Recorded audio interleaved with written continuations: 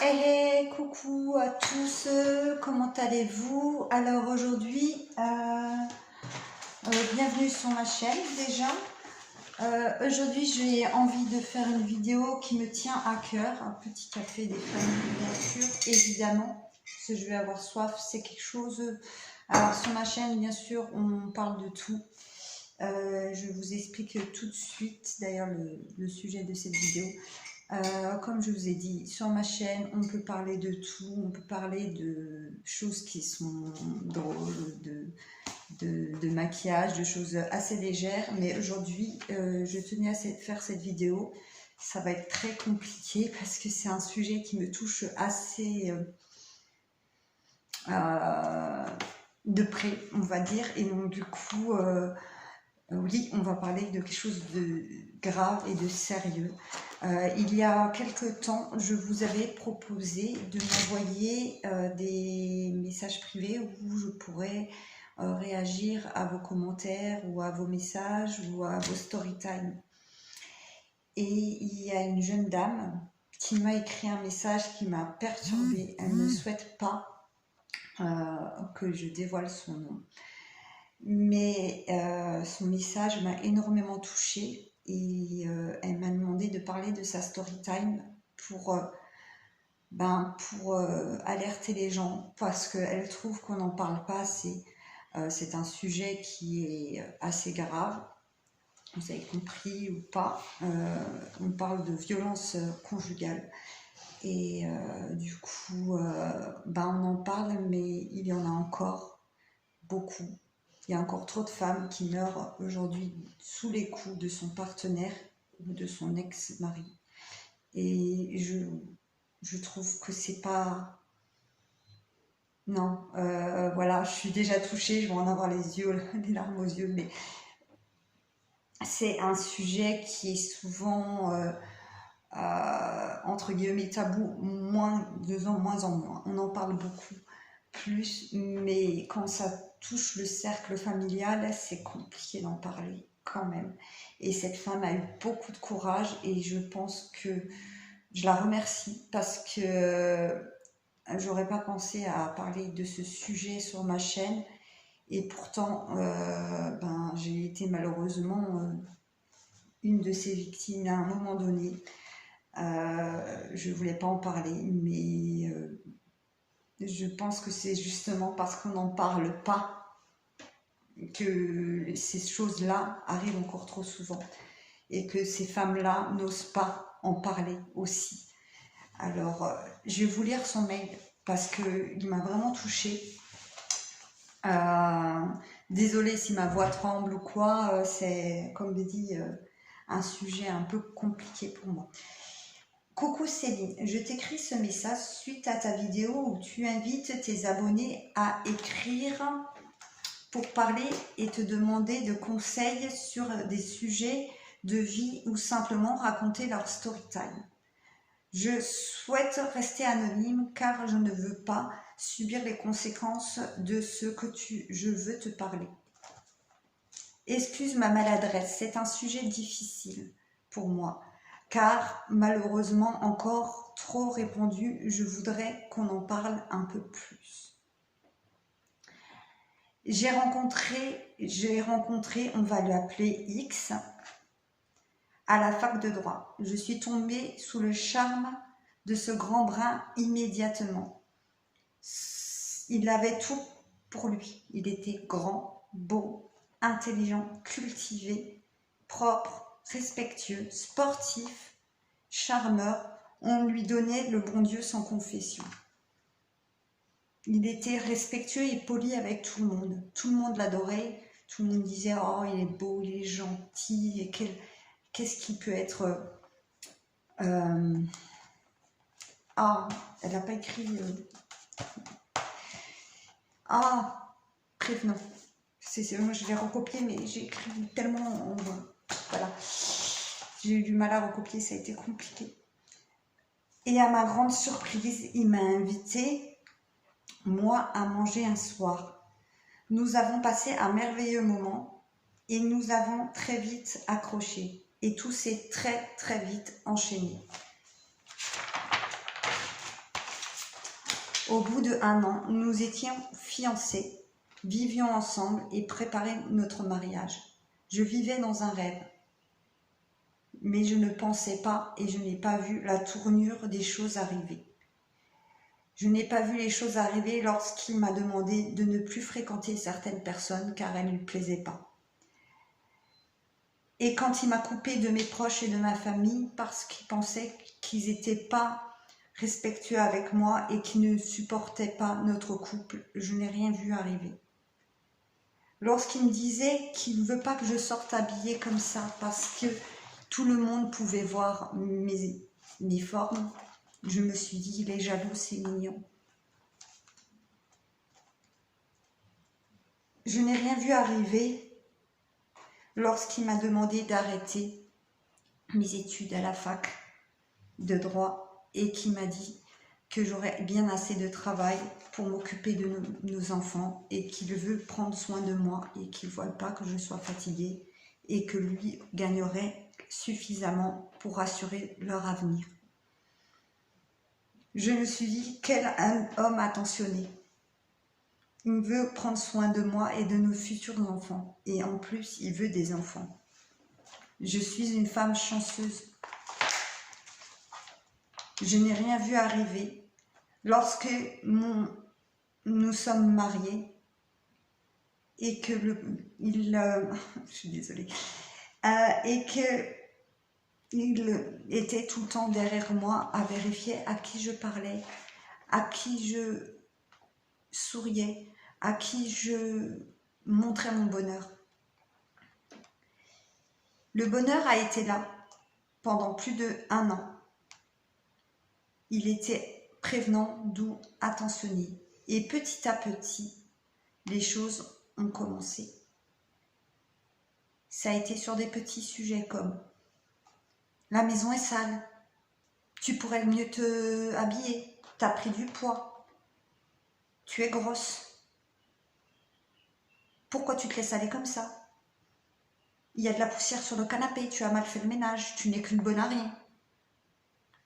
Petit à petit, cette personne a commencé à me dévaloriser, à me persécuter, à m'insulter. Petit à petit, il prenait en moi des petits bouts de ma confiance et petit à petit, il dévoilait son vrai visage. Il ne criait pas, non, il ne hurlait pas, jamais. Tout a changé pendant vraiment, réellement, concrètement, pendant ma première grossesse. Ma première grossesse qui s'est mal terminée. J'avais rendez-vous chez le gynécologue. Il devait venir me rejoindre là-bas. Je l'ai attendu, mais personne n'est arrivé. J'ai tenté de l'appeler, il ne répondait pas. Je me suis inquiétée, forcément je me suis dit, pas qu'il lui est arrivé un accident. J'ai tenté de l'appeler, rien. Je suis rentrée du coup après ma consultation avec 30 minutes de retard. Il était là, assis dans la cuisine, énervé. Et je l'interroge, je lui dis, mais pourquoi tu ne me réponds pas au téléphone? Pourquoi tu n'es pas venu? Tu as oublié, on avait rendez-vous chez le gynécologue, je t'ai attendu. Il m'a regardé. Et là, ses yeux ont changé. Je ne les ai jamais vus, ces yeux-là. Ses yeux étaient noirs. Son visage a changé. Son visage est devenu stoïque. Il me faisait peur. Sans crier, sans s'énerver, il a commencé à me traiter de tous les noms.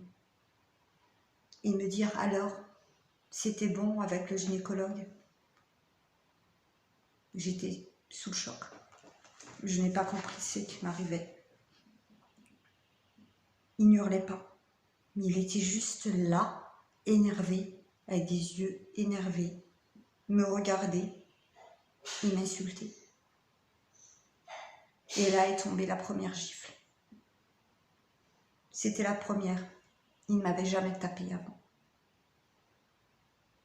J'étais tellement secouée et je sonnais que j'avais l'impression d'être dans du coton. Et ce calme qui faisait peur, ce jour-là, j'ai perdu une partie de ma personne. Mon oreille sifflait. J'avais même pas mal. Ça faisait chaud à la joue. Ça piquait, mais j'avais pas mal. J'étais toute rouge dans le visage. Et ce sifflement dans mon oreille, je ne l'oublierai jamais. J'étais sous le choc. Il me regarde calmement. Il me dit « Va dans la chambre ». Je m'exécute comme un pantin.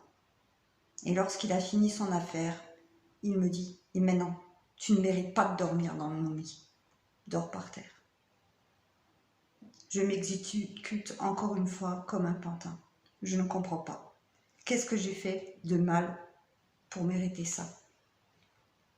Dans la nuit, il se lève, me prend dans les bras et me repose sur le lit. Et passe 1 heure à s'excuser. Voilà comment j'ai été violentée la première fois. Et voilà comment tout a commencé. C'est... je sais pas pour vous, mais c'est compliqué, quoi. Ça a été mon quotidien pendant 3 ans. 3 ans, ça a été son quotidien. Elle explique que tout a été prétexte, trop. Elle a mis 10 minutes au lieu de 8 minutes pour chercher le pain, elle était ailleurs. Elle a cherché des courses et elle ne l'a pas prévenue, elle était ailleurs. Un homme la regardait dans les magasins, il était à côté à la caisse. Elle le connaissait, c'était sûrement son amant. Tout. J'ai fini par quitter. Je ne sais même plus pourquoi, je ne sais plus comment ça s'est passé. Je ne me rappelle pas de toutes les violences. Elles étaient quasiment quotidiennes. Des fois, j'avais la paix pendant 1 ou 2 semaines. Il était attentionné, mignon. Il promettait de plus jamais recommencer. Il promet toujours ça. Et un jour, j'ai su. C'est là que j'ai commencé à me dire qu'il fallait que je parte. Parce que pour couronner le tout, il me trompait. Il me trompait avec des hommes, des femmes. Il me trompait, il me trompait. Et j'ai su grâce à son téléphone qu'il me cachait. Où j'ai trouvé des messages, j'ai trouvé des préservatifs, j'ai eu les preuves qu'il me fallait. En plus de me faire du mal, il me trompait. Aujourd'hui, j'ai voulu te parler de ça car je suis sortie de cette histoire. Mais malheureusement, d'autres femmes subissent encore ça, d'autres enfants subissent encore ça, et on n'en parle pas assez. Je suis partie pour mon fils, pour vivre. J'ai retrouvé mes proches, j'ai retrouvé ma famille, et ils m'aident à m'en sortir au quotidien. Tout le monde n'a pas cette chance. Moi, le déclic a été c'est lui ou moi. J'ai regardé mon fils, et je me suis dit ça ne sera pas moi. J'ai mis 3 mois à partir. Du moment où ma décision a été prise, j'ai mis 3 mois à partir. 3 mois où j'ai encore subi tout ça. 3 mois où j'ai dû dormir à côté de lui. 3 mois où j'ai dû me laisser mon corps à lui. 3 mois où tous les jours, je me disais « Demain, je pars. Demain, je pars. » Et un jour, je suis partie. Voilà. Alors ma belle, si tu te reconnais, je pense que tu vas te reconnaître. Je voulais te dire merci pour ce message. Déjà, merci pour ton courage, parce que j'en aurais pas eu autant que toi. Merci parce qu'on a tendance à banaliser. Lui, déjà, comment vous dire, j'aimerais qu'on fasse un pacte. On laisse plus personne mal nous traiter. On laisse plus personne aujourd'hui, à partir de maintenant, les filles, plus aucun homme, surtout pas celui qui est censé nous aimer, nous épauler, être notre âme sœur, notre amour, cette personne-là, plus jamais un mot de travers. Encore moins une baffe et encore moins un coup. Parce que oui, même juste une gifle, même juste une insulte, ce n'est pas tolérable. Impossible. Non, on se respecte. Respectons-nous nous-mêmes et disons-nous que maintenant, à partir de maintenant, on fait un pacte, on ne laisse plus personne mal nous traiter. Plus personne. Je sais que mon message là, peut-être que vous ne serez pas beaucoup à l'entendre, peut-être que c'est un petit peu maladroit, peut-être que, je sais pas, plein de peut-être.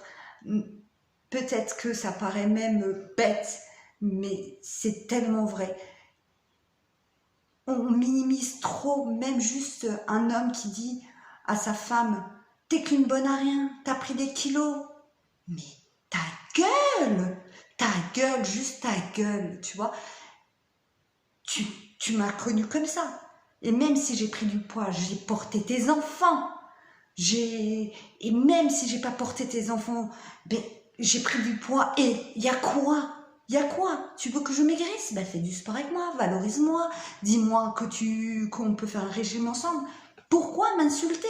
Pourquoi? Je te plais pas. Ben, tu te sépares, tu divorces, tu vas voir ailleurs. Mais non, c'est un sujet, comme dit, je pense que je vais paraître fort là-dedans, mais dans mes propos, mais pour moi, ces hommes-là ne sont pas des hommes, c'est des sous-merdes.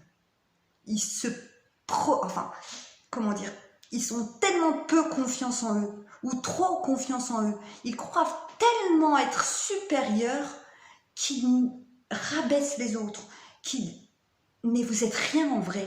En vrai, vous êtes rien. Vous êtes moche, vous êtes sale, vous êtes des crades, vous êtes des rebuts, vous êtes des mollusques. Vous valez rien. Vous avez aucune... comment dire le mot en français? Aucune valeur dans la société. Vous valez rien. Vous êtes des minables. Un homme qui maltraite sa femme, c'est une merde, c'est une limace. On ne devrait pas avoir à supporter ça parce que les femmes auxquelles ont leur caractère, auxquelles ont leurs défauts, il y a des femmes qui sont pas bien sur la terre, on est bien d'accord là-dessus, mais rien ne justifie qu'on fasse du mal à une personne qui fait tout ce qu'elle peut pour vous, déjà. D'une. Mais même si elle ne le fait pas, on fait du mal à aucune femme. Point. Tu te crois quoi? Que t'es un homme parce que tu as pu battre une femme? Mais putain, dans quelle vie tu te dis, ouais, c'est bien, je monte en l'air ma femme, c'est cool parce qu'elle me mérite. Non. Et dans quelle société on est encore aujourd'hui pour se dire qu'il y a des femmes qui meurent sous les coups de son conjoint ou de son ex tous les 3 jours, quoi. Stop! Ce n'est pas possible, les femmes. Alors oui, si vous entendez des enfants, parce qu'il y a les enfants aussi, comment on peut taper un enfant? Je ne comprends pas. Alors là, par contre, au-dessus de mes capacités, tu mets un enfant au monde, tu le portes, tu le chéris, tu le vois grandir, tu le nourris, c'est toi, quoi, c'est ton bébé, et tu le frappes. Alors ça, par contre, non, je ne peux pas, je ne peux pas. Il est sans défense, c'est un petit être innocent. Ben, pour les femmes, même si on n'est pas des petites êtres, crois ici, on est des petits êtres innocents. Non, je suis sans voix, c'est un sujet qui est compliqué, comme je vous ai dit, pour moi. Même une insulte, on dit non. Et je sais que ce message ne passera pas sur beaucoup de personnes, mais c'est pas grave. Les peu de personnes qui sont là et qui entendent ce message, même une gifle, c'est intolérable. Si tu mets une gifle, pars. Pars. Je sais, c'est très dur. Je sais, tu as peur. Tu as peur pour toi. Tu as peur pour tes enfants. Tu ne sais pas où aller. Tu as peut-être personne. Mais il y a de l'aide. Il faut trouver de l'aide. Il faut trouver le courage de partir. Parce qu'un jour, c'est pas une gifle que tu auras. Et peut-être qu'un jour, c'est ta mort qu'il aura. Je sais, c'est un sujet compliqué, c'est difficile. C'est pas un sujet que j'ai l'habitude de traiter sur ma chaîne. Et je remercie encore cette jeune fille qu'on va appeler Petit Amour de m'avoir fait confiance pour raconter cette story time aujourd'hui devant vous. Laissez-lui des petits commentaires, des cœurs, des petits commentaires d'encouragement sous cette vidéo, s'il vous plaît, ça lui fera grave plaisir, je pense.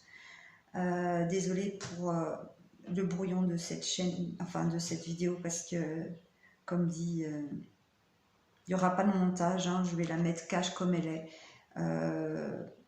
J'espère que vous prenez soin de vous.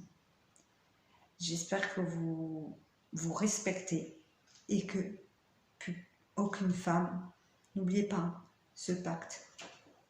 Prenez ce pacte à cœur et dites-vous que vous méritez d'être heureuse. Dites-vous que vous méritez le respect. Aucun être humain n'a le droit de vous faire de mal. Aucun.